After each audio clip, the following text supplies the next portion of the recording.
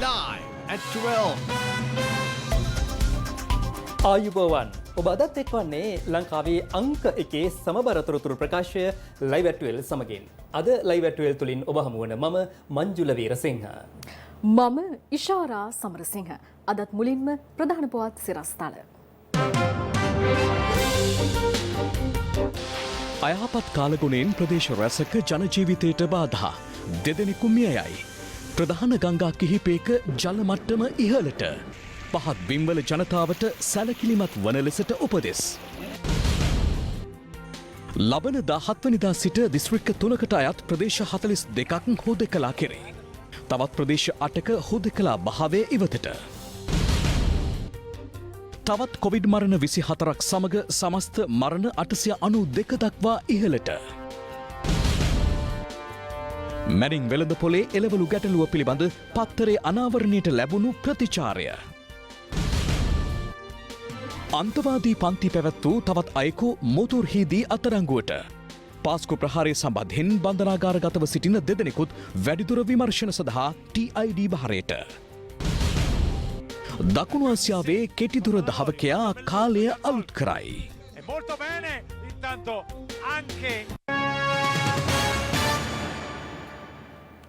මෙරටින් වාර්තාවේ ඇති සමස්ත COVID-19 ආසාදිතින් සංඛ්‍යාව 1,35,000 සීමාව ඉක්මවා තිබෙනවා. ඒ ඊයේ වාර්තා වූ ආසාදිතින් 2,269 දෙනාත් සමගයි. මේ වන විට මෙරටින් වාර්තාවේ ඇති සමස්ත ආසාදිත මරණ සංඛ්‍යාව 892ක්.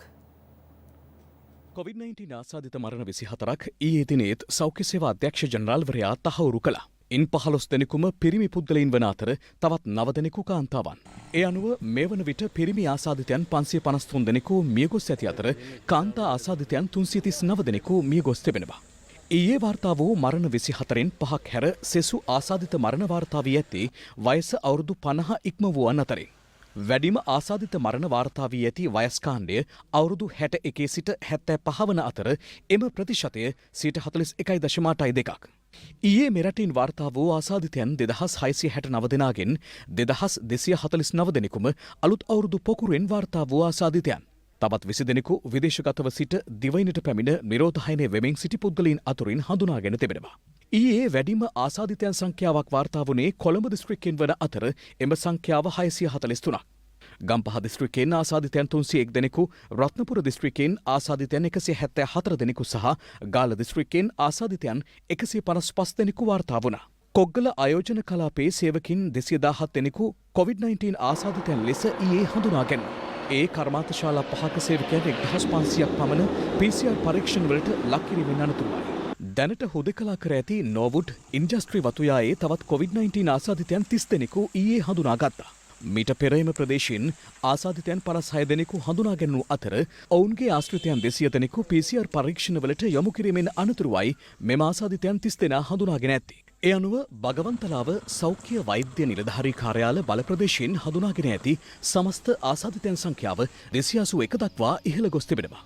මෙරටින් වාර්තා වී ඇති සමස්ත COVID-19 ආසාදිතයන් 1,35,796 දෙනාගෙන් සුවය ලබා ඇති ආසාදිතයන් සංඛ්‍යාව 1,08,802ක්. මේ වන විට රෝහල් ගතව හා අතරමැදි මධ්‍යස්ථාන ගතව ප්‍රතිකාර ලබන සමස්ත ආසාදිතයන් සංඛ්‍යාව 26,102 දක්වා ඉහළ ගොස් තිබෙනවා. COVID-19 රෝගීන්ට ප්‍රතිකාර කිරීමේ මධ්‍යස්ථානයක් ලෙස යොදා ගැනීමට රත්මලාන වෘත්තීය තාක්ෂණ විශ්වවිද්‍යාලය සෞඛ්‍යංශ වෙත ඊයේ බහර දෙනු ලැබුවා.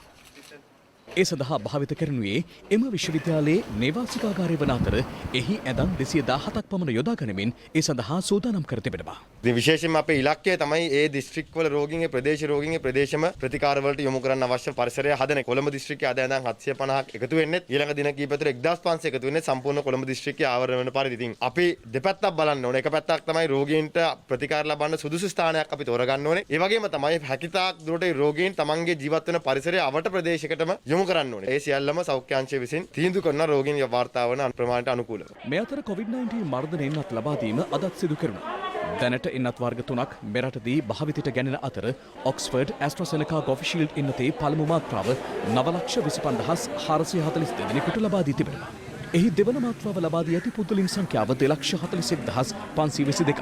චීනය නිෂ්පාදිත සයිනෝෆාම් එන්නතේ පළමු මාත්‍රාව 2,14,880 දෙනෙකුට මේ වන විට ලබා දී ඇති අතර ඉන් 2,435 දෙනෙක් මෙරට සේවය සඳහා පැමිණ සිටි චීන ජාතිකයින්.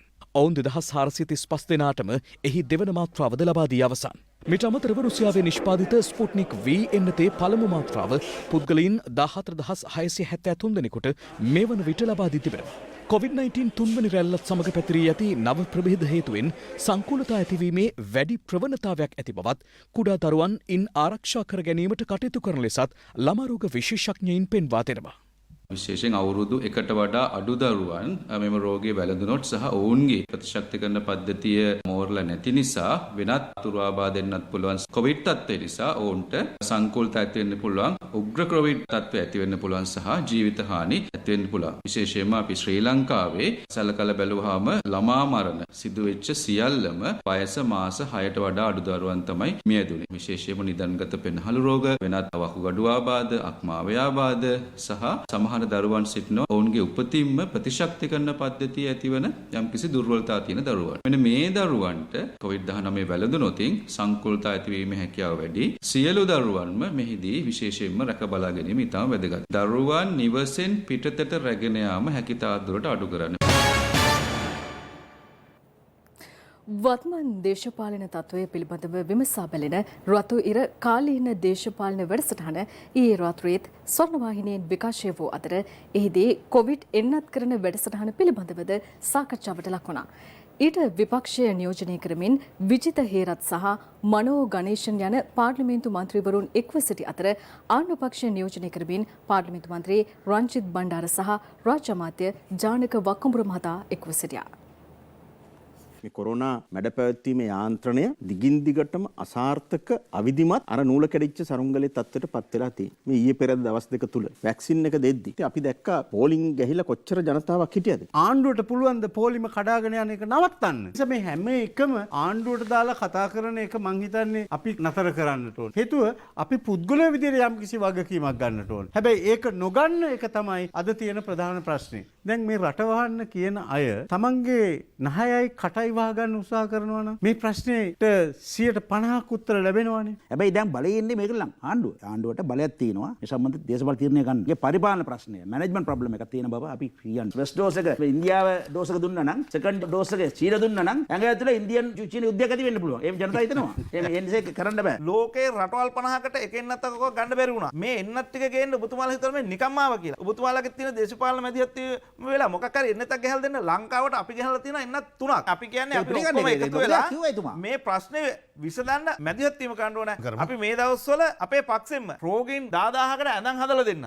ඒකත් විවේචනය කරනවා. ශ්‍රී ලංකාවේ කොරෝනා පාලනය අතිසාර්ථකයි. ලෝකේ එවන් රටවල් අතලොක්සයි. ලංකාව දෙස බලන්න ඇමරිකානු තානාපතිනේ ලෝකෙටම කියයි. හරි ඇමරිකා නන්න ඒ වෙලාවට ඇමරිකා හොඳයි. අපිට පුළුවන්කමක් ලැබිලා තියෙනවා මේ වෙනකොට මේ අවුරුද්ද අවසන් වෙනකොට මේ රටේ වැඩි පිරිසකට එන්නත ලබලා දෙන්න. ඒක අවශ්‍ය කටයුතු කරලා තියෙනවා. ඒක නිසා රජේ ෆේල් වෙලාවත් එහෙම නැත්නම් නොහැකියාවක් නෙමෙයි. දෙවයින පුරාවටම බලපැවැත්වෙන පරිදි ඊයේ රාත්‍රී 11 සිට ක්‍රියාත්මක කරනු ලැබූ සංචරණ සීමා කඩ කරන පුද්ගලයින් අත්අඩංගුවට ගැනීමට පොලිස් නිලධාරීන් 20000කින් යුත් බල ඇණියක් අනියුක්ත කර ඇති බව පොලිස් මාධ්‍ය ප්‍රකාශක නියෝජ්‍ය පොලිස්පති අජිත් රෝහණ මහතා ප්‍රකාශ කළා. මේ අතර දිස්ත්‍රික්ක 3කට අයත් තවත් ග්‍රාම සේවා වසම් 42ක් අද අලුයම සිට හුදකලා කර ඇති අතර හුදකලා කර තිබූ ග්‍රාම සේවා වසම් 8ක් හුදකලා බවින් නිදහස් කර තිබෙනවා. COVID-19 වෛරසය පැතිරීම හමුවේ සියලු දිස්ත්‍රික්කවලට අයත් ග්‍රාම සේවා වසම් රැසක් මේ වන විට හුදකලා කර තිබෙනවා. ඒ අතරට අද උදෑසන සිට බලපැවැත්වෙන පරිදි දිස්ත්‍රික්ක 3කට අයත් ග්‍රාම සේවා වසම් 42ක් හුදකලා කළ බවයි යුද හමුදාපති ජෙනරල් ශවෙන්ද්‍ර සිල්වා මහතා ප්‍රකාශ කළේ.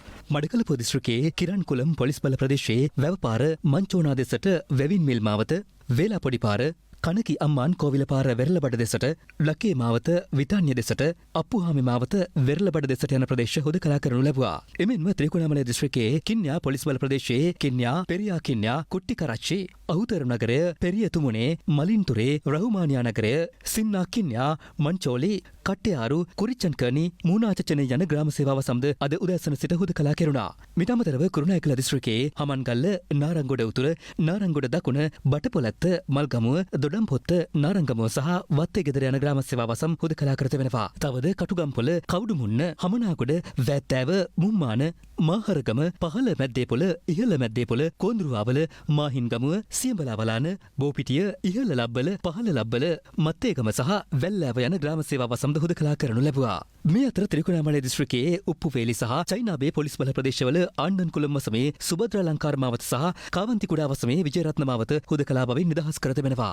එමෙන්ම කළුතර දිස්ත්‍රික්කයේ දොඩංගොඩ පොලිස් බල ප්‍රදේශයේ බෝම්බුවල වයඹ 728C සහ 728A බෝම්බුවල නිරිත බෝම්බුවල උතුරු මැද බෝම්බුවල දකුණ මැද බෝම්බුවල ගිනිකොන යන ග්‍රාම සේවා වසම්ද හුදකලා බවින් ඉවත් කර ඇති බව යුද හමුදාපති ජෙනරල් ශවේන්ද්‍ර සිල්වා මහතා ප්‍රකාශ කළා.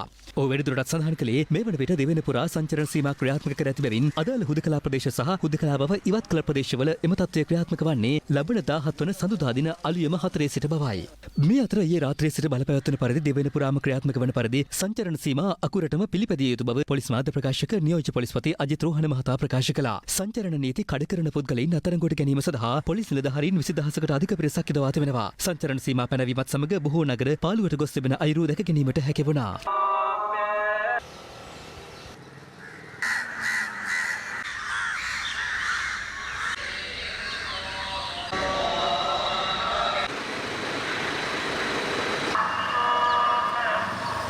සංචරණ සීමා පනවා තිබුණද ඇතැම් ප්‍රදේශවලින් එය උල්ලංඝනය කරමින් විවිධ කාර්යන්වල නිරත වන පුද්ගලයන් පිළිබඳව වාර්තා වුණා. ගම්පහ කොටදෙනියාව නගරයේ රථවාහන පරීක්ෂා කිරීමේදී අත්‍යවශ්‍ය සේවා යනුවෙන් සඳහන් කර ඇති නාමපුවරුවක් සහිතව ධාවනය වෙමින් තිබූ ලොරි රථයක් පරීක්ෂා කිරීමේදී එහි තිබී මත්පැන් තොගයක් සමග පුද්ගලයන් දෙදෙනෙකු අත්අඩංගුවට ගෙන තිබෙනවා.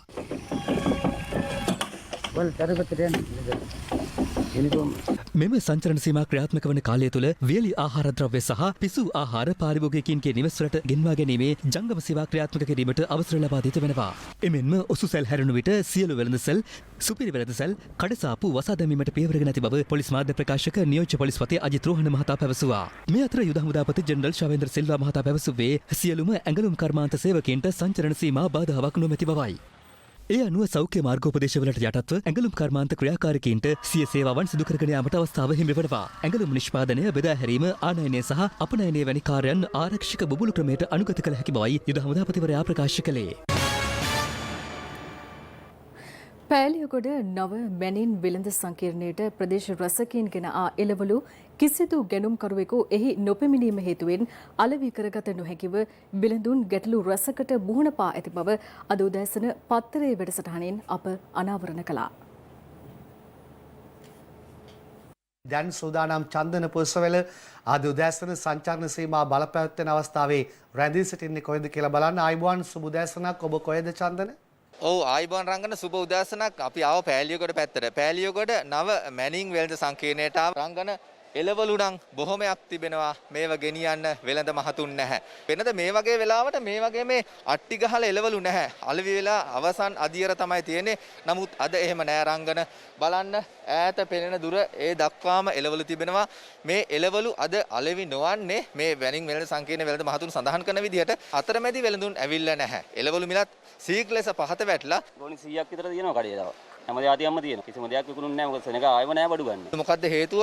එළවලු මෙච්චර ප්‍රමාණයක් ලැබිලා තිබ්බත් මේ වෙන විට මැනින් වෙළඳපොලේ ඉන්නේ ඒ කඩවල හිමිකරුවෝ සහ සේවකයෝ පමණයි. කිසිම කෙනෙක් එළවලු ගෙන යාම සඳහා තොග ව්‍යාපාරිකයෙක් කිසි කෙනෙක් ඇවිල්ලා නැහැ. ඉතින් මේ අනුව ව්‍යාපාරිකයා අද ඉතාමත්ම අසරණ තත්ත්වයට පත් වෙලා තියෙනවා. මොකද මෙතුමා සඳහන් කරන විදිහට රංගන මේ සම්බන්ධයෙන් sannivedanaye යම්කිසි දුර්වලතාවයක් වෙනකොට මම හිතනවා දැන් පත්‍රයේ බලන් ඉන්න බලධාරී නිලධාරීන් මේට විසඳුමක් ලබා දෙයි කියලා. මට නිමල් මහත්තයා පොඩ්ඩක් මේ කියන්නකෝ අද කොහොමද එළවලු මිල කරන්න යන්නේ කියලා. අද ඇත්තටම බැලුවොත් එළවලු මිල ශූන්‍යයි කියන්න පුළුවන්. කිසිම දෙයකට මිලක් නැහැ. කියන්නේ දැන් එළවලු ගෝණියක් රුපියල් 100ට ඉල්ලුවා දෙන්න පුළුවන් තත්ත්වයකට ඇවිල්ලා තියෙනවා. ඒ වගේම මම රජයෙන් විශේෂයෙන් ඉල්ලා සිටිනවා මේ ලැබිලා තියෙන සුවිශාල එළවලු ප්‍රමාණය කුමන හෝ කටයුත්තක් සඳහා ඉතාමත් රුපියල් 30න් පහළට අපේ සියලුම තොගවිල ව්‍යාපාරිකයෝ දෙන්න කැමැත්තේ. ඒක නිසා මේ එළවලු ප්‍රමාණය අරගෙන යන්න. එහෙම නැත්නම් මේ එළවලු ප්‍රමාණය නිකන් හරි ගන්න කියලා මං ඉල්ලා සිටිනවා. නිකන් හරි එළවලු දෙන්නම්. එහෙම සඳහන් කරන තැනට ඇවිත් ඉන්නවා වෙළඳ ව්‍යාපාරිකයන් එළවලු සම්බන්ධයෙන් බලධාරීන්ගේ අවධානයට.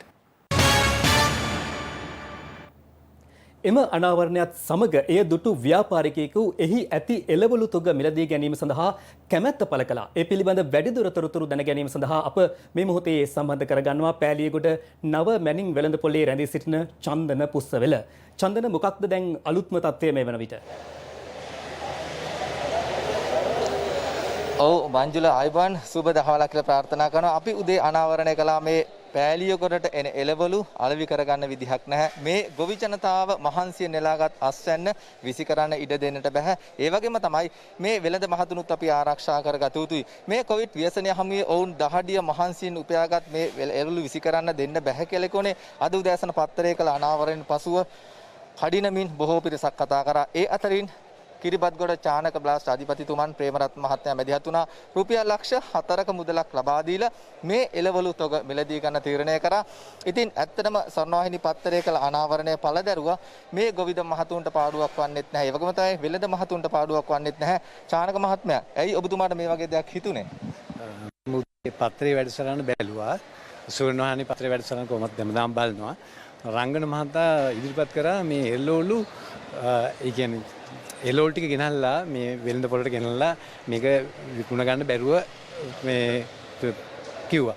මොකද ඒ රංගන මහතා ඒක ඉදිරිපත් කරපු ක්‍රමයෙන්ම මට හිතුණා මේක මේ එළවලු ටික හදලා මෙහෙම ගෙනල්ලා මාංචු වෙලා දුක් විඳලා මෙතෙන්ට ගෙනල්ලා මේක විකුණ ගන්න බැරි නම් කියලා. එතකොට එතන ඉන්න මහත්මෙක් කතා කරා මේක මෙන්න මේ මිලකට මේක මේ පත් වෙලා තියෙනවා. ඒ මිලට දෙන්න බැරි නම් අපි නිකන් හරි දීලා යනවා. එතෙන්දී මට හරි සංවේගයක් ඇති වුණා. මොකද මෙච්චර මහන්සි වෙලා හදලා මේ ටික ගෙනල්ලා මෙතන විකුණ ගන්න බැරි නම් ඇයි අපිට අපි වගේ කෙනෙකුටත් පොඩ්ඩක් ඉදිරිපත් වෙලා මේක අරගෙන බෙදලා දෙන්න බැරි කියලා. මොකද අද වතුරින් යට වෙලා ඉන්නවා පොලිස් කීපයක්ම පළාත්වල. ඒ තැන් වලට වියලිහාර වශයෙන් මේක හදලා දෙන්න මට දෙන්න ඕනයි කියලා අදහසක් ඇති වුණා. නිකන් විසි කරන්න සුවර්ණවාහිනියට ඇත්තටම මේ ගැන තාම කාරුණික වෙනවා. මොකද මෙවැනි දේවල් ඉදිරිපත් කරන්න ඉදිරියට. මොකද අපේ තව ඉන්නවා මේ වගේ දේවල් ඉදිරිපත් වෙලා කරන්න ඕන. තාම ස්තුතිවන්ත වෙනවා සුවර්ණවාහිනියට මම මේ ගැන දැනුම් දීම ගැන.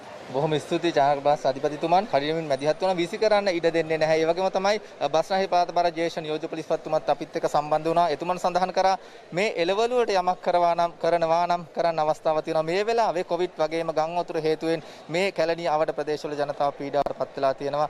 ඒ ජනතාව වෙනුවෙන් යමක් කරන්න ඉදිරිපත් වුණා. ඒ නිසා තමයි මේ එළවලු බාර ගැනීම සඳහා මේ පොලිස් නිලධාරී මහතුරුන් ඇවිලින්නේ. කැලණිය කොට්ටාශ බාර ජ්‍යෙෂ්ඨ පොලිස් අධිකාරීතුමන් රොෂාන් ඩයස් මහත්මයා ඉල්ලන. රොෂාන් මහත්මයා, මොනවද මේ එළවලු වලට කරන්නේ? මේම කටයුත්තට මැදිහත් වුණු ස්වර්ණවාහිනී ආයතනයට බොහොමත්ම ස්තුතිවන්ත වෙනවා. ඒ එක්කම එම ප්‍රවෘත්තිය පළ කිරීමෙන් පසු ඉදිරිපත් වෙන මේ එළවලු මිලදී ගන්න ඉදිරිපත් වෙලා ඉන්න චානක බ්ලාස් අධිපතිතුමාට ස්තුතිවන්ත වෙනවා.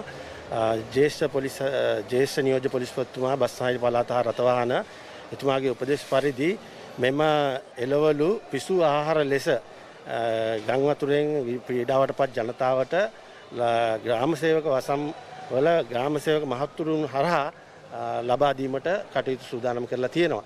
ඒක මේ කැලණිය කොට්ටාශයේ දැනට පවුල් 800කට ආසන්න ප්‍රමාණයක් ගම් වතුරෙන් පීඩාවට පත් වෙලා ඉන්නවා.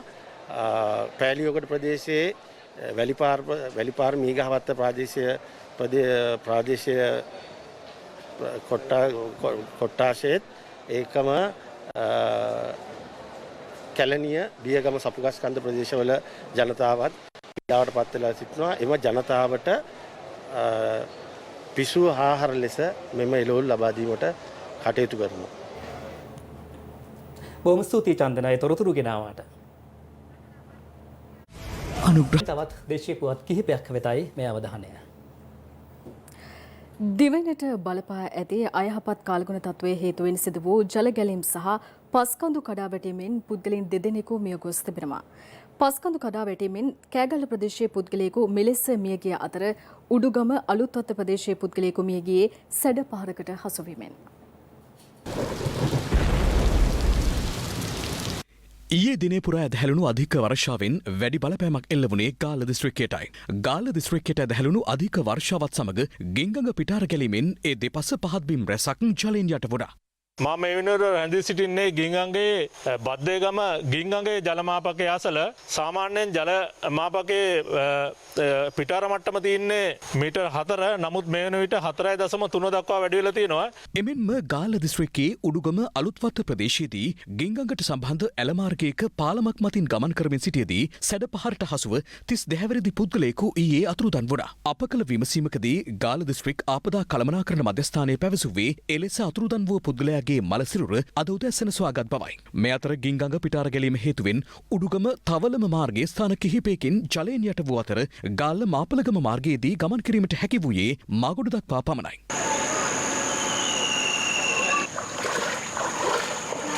මේ අතර ගාල්ල දිස්ත්‍රික්කයේ අවදානම් සහිත ප්‍රදේශ වන නාගොඩ සහ තවලම ප්‍රාදේශීය ලේකම් කොට්ටාශ වෙත නාවික හමුදාවේ මුදවා ගැනීමේ කණ්ඩායම් 4ක් මේ වන විට ස්ථානගත කර තිබෙනවා. නාවික හමුදාව පැවසුවේ අවශ්‍ය වූහොත් තවත් සහන කණ්ඩායම් 6ක් මේ වන විටත් සූදානම් කර ඇති බවයි. ඊයේ සිට ඇදහැලෙන අධික වර්ෂාවත් සමග නිල්වලා ගඟ පිටාර මට්ටමට පැමිණ ඇති බව අපවාර්තාකරු පැවසුවා. මේ හේතුවෙන් අකුරැස්ස ප්‍රදේශයේ පහත් බිම් රැසක් ජලයෙන් යට වූ අතර ගමනාගමනයට බාධා ඇති වුණා. මේ අතර ඊයේ දිනේ පුරා ඇදහැලුණු අධික වර්ෂාව හේතුවෙන් කෑගල්ල දිස්ත්‍රික්කයේ වරකාපොළ ප්‍රාදේශීය ලේකම් කොට්ටාශයේ ගස්නාව ප්‍රදේශයේ සිදු වූ නායාමක් හේතුවෙන් නිවාස දෙකකට හානි සිදුව තිබෙනවා. කෑගල්ල දිස්ත්‍රික් ලේකම්වරයා පැවසුවේ නායාම හේතුවෙන් එක් නිවසක සිටි කාන්තාවක් සහ පිරිමි පුද්ගලයෙකු පස්කඳුවලට යට වූ බවයි. එහිදී කාන්තාවගේ ජීවිතය බේරා ගැනීමට හැකිව තිබූ අතර 55 හැවිරිදි පිරිමි පුද්ගලයා ජීවිතක්ෂයට පත්ව තිබෙනවා. මෙතන දෙදෙනෙක් යට වෙලා එක්කෙනෙක් වයස 55ක පිරිමි කෙනෙක් මේකට නැති වුණා. ඒ වගේම අනිත් වයසක එක්කෙනා මේකට ඉස්කෝලවල් ගත කරලා තියෙනවා. ඉතින් අපි දැන්ට මේ ගාමිණීධාරී සහ ප්‍රාදේශීය ලේකම් අපි අවශ්‍ය උපදෙස් ලබා දීලා තියෙනවා මේ අය වහාම ආරක්ෂිත ස්ථානවලට යොමු කරන්න කියලා. කොළඹ හැටන් මාර්ගයේ අවිස්සාවේල තලදුව ප්‍රදේශයෙන් ජලයෙන් යට වුණේ අදහැලුණු අධික වර්ෂාවත් සමගයි. අප වාර්තාකරු පැවසුවේ පැවති තද සුළං හේතුවෙන් කොළඹ රත්නපුර මාර්ගයට ගසක් කඩා වැටීමෙන් අවිස්සාවේල ප්‍රදේශයේදී ගමනාගමනයට බාධා මතු වූ අතර එම ගස ඉවත් කිරීමට මේ වන විට පියවරගෙන ඇති බවයි.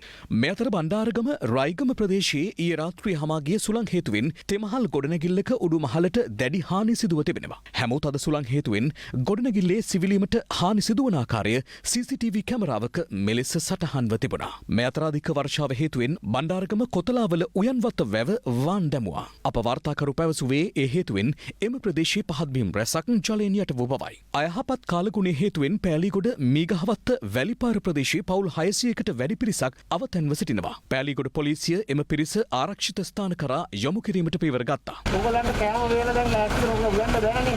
ගාමසේවක මහත්තයාට කිව්වා පාරිශුද්ධියකම් තිබුණේ කියලා. එච්චරම මහත්තයා අපි කතා කරලා පොලිසියට ඒ උයන්න අවශ්‍ය බඩු වාහනයක් දෙනවා. මේ අතර කොළඹ කුරුණෑගල මාර්ගයේ යාන්ගල් මෝදර දුම්රිය හරස් මාර්ගයට පස්කඳු කඩා වැටීමෙන් දුම්රිය මාර්ගයේ මෙන්ම මහා මාර්ගයේ ගමනාගමනයටද බාධා මතු වුණා. මේ අතර ගාල්ල, කළුතර, මාතර, කොළඹ, කෑගල්ල යන දිස්ත්‍රික්ක 6ක ප්‍රදේශ කිහිපයකට නායාමේ අනතුරු ඇඟවීමේ නිවේදන නිකුත් කර තිබෙනවා. පවතින වැසි සහිත තත්ත්වය සමගම ඒ සියලුම ජනතාව ගිංගඟ, කළුගඟ සහ දැනට නිල්වලා ගඟ දෙපස ජනතාව දැඩි අවධානයෙන් පසුවෙනි කියලා සියලුම ජනතාවගෙන් අපි ඉල්ලා සිටිනවා. ඉතින් මේ සම්බන්ධයෙන් 117 දුරකථන අංකය සමග සම්බන්ධ වෙන්න අඛණ්ඩවම කෙසේ වෙතත් දිවයිනට බලපා ඇති අයහපත් කාලගුණ තත්ත්වය ඉදිරි දින කිහිපයේදී පහව යනු ඇතැයි කාලගුණ විද්‍යා දෙපාර්තමේන්තුව සඳහන් කළා. දිවයිනේ අද දිනේ කාලගුණික තත්ත්වය ගත්තත් පෙර දිනයට සාපේක්ෂව ප්‍රමාණාත්මකව වර්ෂාපතන අඩුවීමක් තියෙනවා. කෙසේ නමුත් දිවයිනේ බස්නාහිර වෙරළබඩ තීරයට ඔබ්බෙන් හා ගිනිකොන දිග බෙන්ගාලබොක්ක ප්‍රදේශයේ මුහුදු සීමාවේ අර අඩු පීඩන කලාපය තවදුරටත් පවතිනවා. ඒක හැබැයි දිවයිනෙන් බැහැරට ගමන් කරන්නේ. නමුත් මේ හේතුව නිසා එහි වක්‍ර බලපෑම හේතු කොටගෙන දිවයිනේ බස්නාහිර, සබරගමු, දකුණු, මධ්‍යම, වයඹ, උතුරු මැද වගේ පළාත්වල ඕනෑම අවස්ථාවක වැසි හෝ ගිගුරුන් සහිත වැසි තත්ත්වයන් නිර්මාණය වෙනවා. දිවයිනේ සෙසු පළාත්වල සන්ධ්‍යා කාලයේ හෝ රාත්‍රී කාලයේ වැසි හෝ ගිගුරුන් සහිත වැසි තත්ත්වයන් තමයි නිර්මාණය වෙන්නේ. ගෙවුණු පැය 24 තුළ යළිත් ඉන්දියාවෙන් වාර්තා වූ කොවිඩ් ආසාදිතින් සංඛ්‍යාව 3 ලක්ෂය ඉක්මවා තිබෙනවා. ඒ සමගින් ලොව කොවිඩ් ව්‍යාප්තිය පිළිබඳවයි මේ විමසා බැලීම. මාසයක පමණ කාලයක් උපවාසයේ නිරතවීමෙන් අනතුරුව එළඹෙන රාමසාන් උත්සවය ලොව ඉස්ලාම් බැතිමුතුන් සමග එක්ව ශ්‍රී ලංකීය ඉස්ලාමීය භක්තකීන්ද අද සමරනු ලැබුවා. පවතින වසංගත තත්ත්වය හේතුවෙන් ඔවුන් අද නිවසටම වී රාමසාන් සැමරීම විශේෂත්වයක් වුණා. සිය ප්‍රාර්ථනාවන් අල්ලාහ් දෙවියන් පිළිගනිත්වා යන පැතුම මුල් කරගෙන ලොව පුරා ඉස්ලාම් බැතිමුතුන් ඊදුල් ෆිතර් උත්සවය අද සමරනු ලබනවා. ඉස්ලාම් බැතිමුතුන් සමරනු ලබන උත්සව අතර රාමසාන් උත්සවය වැදගත්ම අවස්ථාවක් ලෙසිනුයි සැලකෙන්නේ. ලොවපුරා ව්‍යප්තව පවතින කොවිඩ් වසංගතයේ බලපෑම මෙරටටද දැඩිව දැනෙන මොහොතක එළඹුණු රාමසාන් උත්සවය නිවසටම වී සමරන ලෙස කොළඹ මහපල්ලිය විසින් මීට පෙර දැනුම් දී තිබුණා. ඒ අනුව මෙරට ඉස්ලාම් බැතිමුතුන් සිය නිවෙස්වලටම වී අදට යෙදෙන රාමසාන් උත්සවය සමරන ආකාරය ප්‍රදේශ රැසකදීම මෙලෙස දක්නට ලැබුණා. සිය පැතුම් අල්ලාහ් දෙවියන් පිළිගනිත්වා යන ප්‍රාර්ථනාව පෙරදැරි කරගෙන ඊදුල් ෆිතර් මංගල්‍ය වෙනුවෙන් එක්වන ඉස්ලාම් බැතිමුතුන් හට තමන්ද සුබ පැතුම් එක් කරන බව ජනාධිපති ගෝඨාභය රාජපක්ෂ මහතා රාමසාන් දින පණිවිඩයක් නිකුත් කරමින් පවසනවා. වර්තමානයේ ලෝකයට මුහුණ දීමට සිදුව ඇති කොවිඩ් වසංගතයෙන් ලෝවැසි ජනතාව නිදහස් කර දෙන්නේ යන ප්‍රාර්ථනයද අප ඉස්ලාම් භක්තිකයන් තුළ ඇති බවත් මුළු මහත් ජනතාවගේ ප්‍රාර්ථනාවත් කැපවීමත් පවතින කොවිඩ් වසංගතයෙන් නිදහස් වූ සෞඛ්‍ය සම්පන්න ජීවන රටාවකට අනුගත වන්නට රාමසාන් සමය ඉවහල් කර ගැනීම වඩාත් උචිත බව ජනාධිපතිවරයා සිය රාමසාන් පණිවිඩයෙන් දක්වා තිබෙනවා. මේ අතර රාමසාන් දිනය වෙනුවෙන් පණිවිඩයක් නිකුත් කරන අග්‍රාමාත්‍ය මහින්ද රාජපක්ෂ මහතා පවසන්නේ උපවාස කාලයේදී අන්‍යයන්ගේ කුසගින්න පිළිබඳව නිවැරදි අදහසක් ඇතිවීම මගින් ඉස්ලාමීය බැතිමුතුන් පරිත්‍යාගශීලී සමාජයක් උදෙසා උස් පහත් භේදෙන් තොරව පෙළගැසෙනු ඇතැයි තමන් විශ්වාස කරන බවයි. ලොව පුරා පැතිර යන කොවිඩ් වසංගත තත්ත්වයේ හේතුවෙන් පසුගිය වසරේ මෙන්ම මේ වසරේද ඊදුල් ෆිතර් චාරිත්‍රයන් උත්සව සිරියෙන් සැමරීමට නොහැකි වුවද මේ හා බැඳී පවතින ආගමික චාරිත්‍රයන් සෞඛ්‍ය මාර්ගෝපදේශයන්ට යටත්ව ඉටු කරනු ඇති බවත් අග්‍රාමාත්‍ය මහින්ද රාජපක්ෂ මහතා සිය රාමසාන් පණිවිඩයෙන් සඳහන් කර තිබෙනවා. මේ අතර රාමසාන් දිනය වෙනුවෙන් පණිවිඩයක් නිකුත් කරමින් විපක්ෂ නායක සජිත් ප්‍රේමදාස මහතා පෙන්වා දෙන්නේ ඉකුතු වසරේ මෙන්ම මෙවරද ඉස්ලාම් බැතිමුතුන්ට චිරාත් කාලයක් මුළුල්ලේ ඔවුන් විසින් සිදු කළා වූ ආගමික කටයුතු කරන්නට සිදු වූයේ ලෝකයම කොරෝනා ව්‍යසනයට මැදිව ගත කරන ව්‍යාකූල සමයක බවයි. සහරන් හෂීම්ගේ අනුදැනුම මත අන්තවාදයට අදාළ පන්ති සංවිධාන කිරීමේ චෝදනාවට මුතූර් ඉක්බාල් පාර ප්‍රදේශයේ පදිංචි 38 හැවිරිදි අයෙකු ත්‍රස්ත විමර්ශන කොට්ටාශය මගින් අත්අඩංගුවටගෙන තිබෙනවා. පොලිස් මාධ්‍ය ප්‍රකාශක නියෝජ්‍ය පොලිස්පති අජිත් රෝහණ මහතා පැවසුවේ අන්තවාදී ක්‍රියා සම්බන්ධයෙන් වැඩිදුර පරීක්ෂණ කිරීමට දැනට බන්ධනාගාරගත කර සිටින තවත් දෙදෙනෙකුද යළිත් ත්‍රස්ත විමර්ශන ක්‍රියා ඒකකයට බහරගෙන ඇති බවයි. ඊයේ දින ත්‍රස්තක්‍රියා විමර්ශන කොට්ටාශය මගින් මුතූර් ප්‍රදේශයේදී 38 හැවිරිදි සැකකරුවෙක් අත්අඩංගුවටගෙන තිබෙනවා. පාස්කු ප්‍රහාරයට පෙර පාස්කු ප්‍රහාරයේ මුග්ධ අපරාධකරුවන සහරාන් හෂීම්ගේ අනුදැනුම මත මුතූර් ප්‍රදේශයේදී අපස සාමාන්‍ය පෙළ සහ අපස උසස් පෙළ විභාගය අවසන් කර සිසුන් සඳහා අන්තවාදයට අදාළ පන්ති පැවැත්වීම මේ තැනැත්තාට තිබෙන චෝදනාව. ඒවා සංවිධානය කිරීම ඔහුට ඇති චෝදනාව. මීට අමතරව විශේෂයෙන්ම සහරාම් හෂීම් යටතේ අන්තවාදය සහ අන්තවාදී මතය ගැන පුහුණුවීම් ලැබූ තවත් පුද්ගලයන් 3 දෙනෙකු බන්ධනාගාරගතව සිට ඊයේ දින ත්‍රස්තක්‍රියා විමර්ශන කොට්ටාශයේ භාරයට පත් කර තිබෙනවා. අධිකරණ නියෝග මතයි මොවුන් නැවත ලබාගෙන තිබෙන්නේ. ඉන් එක් තැනැත්තෙක් වයස අවුරුදු 27ක් වූ ගම්පොළ ප්‍රදේශයේ පදිංචිකරුවෙක්. ඔහු මාවනැල්ල බුදුපිළිම සිද්ධිය සම්බන්ධයෙන් බන්ධනාගාරගත කර ඇති අයෙක්. කෙසේ වෙතත් මොහු සම්බන්ධයෙන් පුහුණුවීම් පිළිබඳව වැරදි අනාවරණය වූ බැවින් ඔහු ඊයේ දින කෑගල්ල බන්ධනාගාරයෙන් නැවත ත්‍රස්තක්‍රියා විමර්ශන කොට්ටාශයට භාරගෙන තිබෙනවා. ඒ වගේම කාතන්කුඩි ප්‍රදේශයේ තවත් පුද්ගලයෙක් පොළොන්නරුව බන්ධනාගාරයේ සිටියේදී මේ ආකාරයට නැවත ත්‍රස්තක්‍රියා විමර්ශන කොට්ටාශයේ භාරයටගෙන තිබෙනවා. මොවුන් සම්බන්ධයෙන් තවදුරටත් පරීක්ෂණ ක්‍රියාත්මක කරනු ලබනවා. මොවුන් කොළඹට රැගෙන විත් ත්‍රස්තවාදයේ වැළැක්වීමේ පනත යටතේ රඳවා තබාගෙන ප්‍රශ්න කිරීමට නියමිතව තිබෙනවා. දේශීය පුවත් කිහිපයක් කෙටියෙන් දකිමු දැන්. බණ්ඩාරවෙල පූනාගල ප්‍රදේශයේ නිරෝධායනය කර තිබූ නිවසකට වනාලි ප්‍රහාරයක් එල්ල වී තිබෙනවා. මෙම ප්‍රහාරයෙන් මුළු නිවසටම දැඩි හානි සිදුව ඇති අතර නිවසියන් වන අලින්ගෙන් බේරී පලා ගොස් ජීවිත බේරාගෙන තිබෙනවා. කොස්ලන්ද ප්‍රදේශයේ සිට වන අලින් මෙම ප්‍රදේශවලට පැමිණීමට පුරුදුව සිටින බැවින් කඩිනමින් ඊට විසඳුම් ලබා දෙන ලෙස ප්‍රදේශවාසීන් බලධාරීන්ගෙන් ඉල්ලා සිටිනවා. ඇල්පිටිය ඌරගස්මං හන්දිය ප්‍රදේශයේ ලොරි රථයක පළතුරු විකුණමින් සිටි පුද්ගලයෙකු ළඟ තිබී ගංජා කිලෝ 2ක් පොලිසිය විසින් සොයාගෙන තිබෙනවා. ඔහු කලෙක පටන් මේ ව්‍යාපාරය කරගෙන ගොස් ඇති බවට තොරතුරු හෙළි වී ඇතැයි ඌරගස්මං හන්දිය පොලිසිය පවසනවා.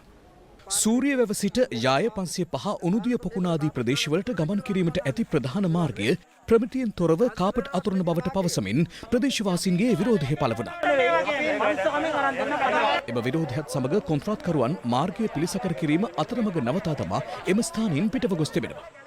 මෙහිදී සූරිය වැව ප්‍රාදේශීය සභාවේ ආණ්ඩුපක්ෂීය මන්ත්‍රීවරයෙකු ප්‍රදේශවාසීන් සමග බහින්බස් වීමක්ද සිදු ඇති බවයි අප වාර්තාකරු පැවසුවේ.